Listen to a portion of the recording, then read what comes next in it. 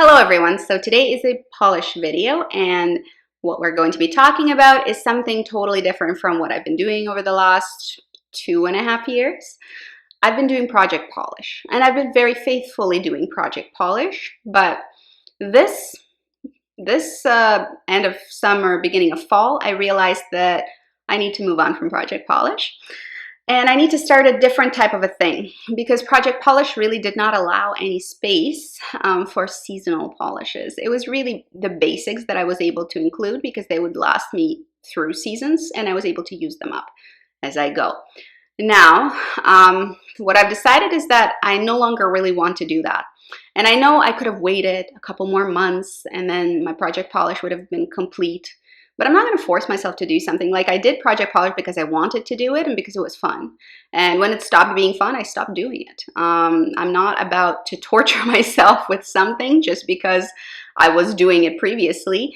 I felt like I was done with it for now. I might return to it at some point in the future, but right now I'm not feeling it, guys. At the end of summer, I was really looking forward to fall colors, and then I was looking at my Project Polish lineup going like, oh, I want to do all these colors and I want to try things out, and there's like a whole bunch of polishes that were staring at me from my wall mount of polishes behind me. And then I was just I was done. I was interested in moving on to a different thing. What is my different thing with regards to polishes? What I will be doing from now on is I want to go through my entire rack, and I have tons of polishes, and I want to go through my entire rack. Instead of thinking about using things up, I want to think about editing it down to something that is awesome. I want to have a collection that I know every polish and what it does, and I love every single one. That's my goal. That's what I want to do with my polish mount. I've done declutters before, but a lot of them are like based on swatch wheels because I just don't wear them because I have my project polish that I have to do. Now, no longer. I'm going to wear every single one and I'm going to make a decision based on wearing it, not just the color, but you know, the quality of the polish, how fast it chips, how well it wears, doesn't stain, and go from there. I want to really give my polish rack like a good look over because there's tons of stuff I haven't even worn yet, which is an atrocity. So what I did was a seasonal polish rack where I pulled all the seasonal polishes that I wanted to try out and sorted them out, wore them. All of them are here. I wore all of them over the last couple months, and I sorted them out into a pile that I want to keep and a pile that I don't want to keep.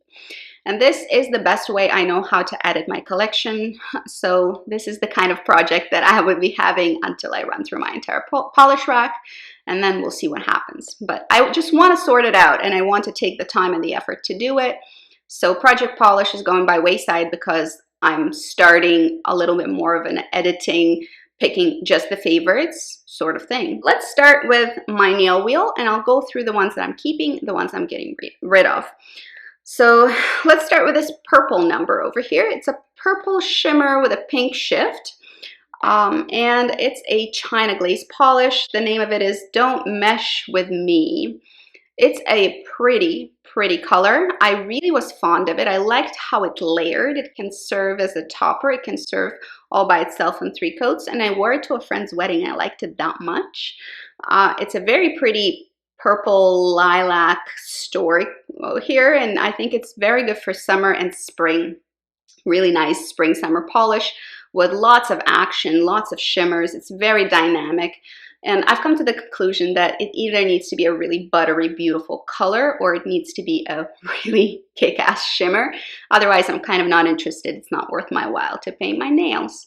So this China glaze is definitely going to stay. I thought it was fun, I thought it was fabulous, and I thought it deserved its spot.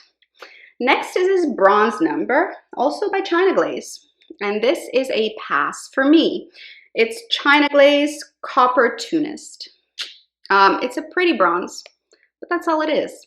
I was kind of underwhelmed by how it looked on the nail. It didn't really look very interesting or exciting. It didn't attract me in any kind of way. I wore it, it was fine, it wore okay, but I was just not excited by it. Therefore, I just decided to pass on it because I only want to keep things I love to wear. It's not one of them. It's just okay. So although the quality is good, the color wasn't my absolute favorite. So I just thought, goodbye, it can go. The next one is another one from actually the same China Glaze collection. I thought I would enjoy it much more than I did. It's a kind of a textured polish. It is called Glow Worthy from China Glaze again. And it's another bronzy color, but this one has micro holographic shimmer in it. Very, very fine, very pretty. But still somehow it did require a couple of coats of top coat to smooth out. I just didn't think it was enough for me to keep it. It's pretty. It's a nice color. It wore well. It was just not enough. I just wanted more from a polish, and I didn't really get it here. So this is going to be a pass. Next one is one of my favorites of this entire sort of batch that I've tried out so far, and it's my fall go-to. I loved this. I've discovered that I love picture polishes. They are really nice polishes, especially their like micro glitter formula. And it's not even micro glitter, it's like holographic flakies in micronized size. And this is a beautiful punchy pumpkin orange with these micro holographic glitters. It looks great. It's a jelly polish with enough pigment to cover in 2 coats. It wore nicely, and it's just so happy and bright, and the formula is amazing. I have no words. Very much enjoyed that one. Definitely it will stay, and I think I will wear it to the ground, into the ground. 1 season or 2 seasons more, and I think it's going to be gone because I'll be very much preferring it once I clear out the slate and only keep what I absolutely love. Speaking of, I think this is a worthy contender. Surprisingly, I actually probably will be decluttering a lot of my Zoyas because they're just not very exciting. Zoyas do neutrals, lots of neutrals. They do some really cool colors sometimes, but recently they've been releasing like yawns. I haven't been buying from Zoya because it was just not that interesting, really. They're very mainstream at this point. They used to have a much more interesting approach. They would try things more. Now they're just sticking to very, very basic things. But this one, back to the positive, the formula in Zoya is really good. I really enjoyed this little purple number, and it's sort of a plummy aubergine plum purple. And it's a Zoya's Tony. Actually would be perfect with this shirt I might paint. After I'm done filming, I might paint my nails this color because it's so juicy and yummy and lovely and smooth applying, and the formula really won me over. So I thought it was worth keeping, and it was a mini. So, you know, I probably have more colors like that, and I'll wear them in the winter, and then I might reconsider keeping it after I wear a few more plums. The next one, this one, it was an interesting polish because actually I didn't think I'd keep it. It was this slightly poopy brown, and it's called Bronze Ambition from China Glaze. I really like China Glaze's formula. I wish their brush was thicker and wider, but you know, that's just for my nail bed. They make brushes for skinny nails, which I don't have. So this guy, I mean, I did not think I would keep it, and I'm keeping it because to me in the bottle it looks a bit poopy. It does have lots of this gold shimmer that kind of color shifts it into a bit of an unpleasant zone, but once applied, it darkens. And actually the shimmer is there, but it's very, very faint. So in the end, you get this chocolatey dimensional brown, and browns are hard to make exciting. And this was an interesting brown. I really liked it. I really liked the very, very subtle shimmer that in the bottle is like bam shimmer, but on the nail it's not. So I actually liked that it was more subtle, and it was very pretty on my nails and worked well against my skin tone. So I will be actually keeping it, which was a personal surprise to me. Another hit is this beautiful green. It wasn't a surprise to me that I would keep it because it's this beautiful green color with a gold shift, and it has again those micro holographic flakies that I really enjoy, and it's Olive or Twist by Kiwi Shimmer. I've been leaning very heavily towards indies, mostly because indies really captured my heart. I think I will stop buying either mainstream or most mainstream or even luxury polishes because nothing but disappointment from Dior, from Chanel, and boom, KB Shimmer delivers, and they have really cool color combination and textures. Indie's where it's at, guys. Like if you are somebody who does spend on nail polish, look at indie polishes. They're so much cooler and there's so much more interesting variety than like, yeah, mainstream luxury brands just can't compete at all. Indie polishes is where it's at. This little green, olive, beautiful golden shift multi-dimensional polish was super cool. I loved it. I think it'll be very pretty for Christmas as well. That is a color that will work for holidays. Loved it. Will be wearing it. And another huge hit again. When I hit indies, like you will see, most of what I'm decluttering, all of what I'm decluttering, none of them are indies because indies are just so much more interesting. I'm decluttering things that are fine, but kind of boring because they don't measure up. You know, when you stack them up against each other, indies are just hands down far more interesting. This is one of my favorites. As you can see, I already sort of dented it, meaning that I've used quite a few times. I've reached for it because I thought it was fabulous. And if I run through it, I will repurchase it. This is Blazing Yule Be Forest from Girly Bits. Is this gold flaky glitter that can be totally full coverage, as you can see on 2 coats. It's very, very nice and opaque. Really beautiful texture to it, but it's flat on the nail and easy to remove at the same time because the flakies are just so flat and delicate. It looks delicate, it's very pretty, but it's a bright, brassy gold. It has this orange shift at the extremes of the angle and applies well, wears well, and it's just so interesting. It's just cool to look at. So definitely I'm keeping that one. This one I'm not sure what I'm doing with. This is a stamping polish, artisan stamping polish in saffron. I wore it last year. I wasn't totally impressed. And then I decided like, oh, well, I'll wear it next year and see what I think.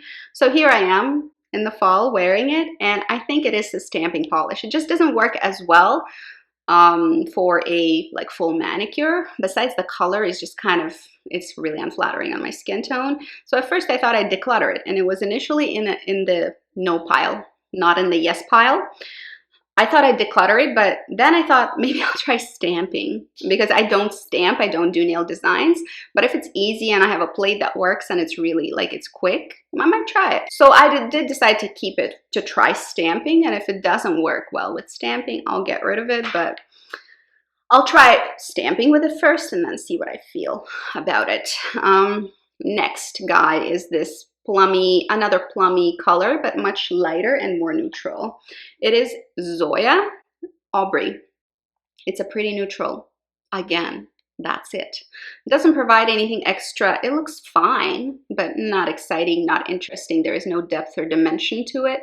It's a nice polish, and Zoya, like I said, they have a great formula. I'm going to pass this one on to my mom. I think my mom will really like wearing it. For me, it's just, I will reach for other things before I will reach for this one. This is just, it's just going to stand there. I know it because it's just not as exciting as some of the other stuff I'm talking about. Then we have a very exciting polish, really cool color for fall, and that one spoke to me basically when I ordered it. It's this marigold mustard sort of number, and it's from Girly Bits, another indie, of course. They've been impressing me left and right. This is Butternut Leave Me by Girly Bits, and this is surprisingly flattering on my skin tone, and I've been wearing quite a lot of mustards in my makeup and in my clothes, so that just sort of makes me a mustard fiend. However, I want to point out that this year my colors are mustard and purple. Today I'm in purple. Mustard and purple wear super well together because they are quite opposite on the color wheel, and they create a very pretty contrast to me. It seems very, very, very pretty. So this mustard I particularly like wearing with purples. I think it's pretty cool. Good color, excellent formula, good brush, like no complaints. It was great. I haven't decluttered a single indie so far, and I won't. Spoiler alert. This little swampy green, again, wonderful cocky green for fall. This is a fall nail wheel, keep in mind. Then I'm gonna have my winter nail wheel is gonna look totally different. It's Cirque Colors Walk on the Wild Side. This is so cool. I really like this swampy green. I've been favoring it in my clothes as well. I have a pair of Converse that are patent leather, exactly this color. So I really like pairing those together. I do like to keep to some kind of a theme with a little bit of a pop of a contrast nowadays. Really totally not me. I'm telling you, something shifted. I'm much more into bold stuff than I ever was before. In short, this is a great find. I really enjoy having it and I will keep it. Another great find, slightly less favorite than the ones that I just mentioned, is this guy. Very dimensional, very interesting. It's from ILNP, I Love Nail Polish, and the color is Cabin Fever. It's this burnt coppery brass color with a bit of a reddish shift, and it also has those micronized holographic flakies, and it creates a super cool look on the nail. It's very interesting to look at, very multi-dimensional, and I think super cool looking in general. Then we have, we're almost through the ones I actually liked. Then we have this yellow. This yellow I think is going to be fun in the spring as well. Super cool find. This is from the Gemstone collection, I believe, from Cirque Colors, and it's called Citrine. Very nice fall yellow. Again, just chock full of those same iridescent, shardy, flat laying flakies. Easy to remove, easy to wear. It's very smooth applying, like it's not rough to the touch. It doesn't have any texture. It's just gorgeous. In 2 layers, it lays totally flat, and it's pretty extraordinary. So definitely keeping that one.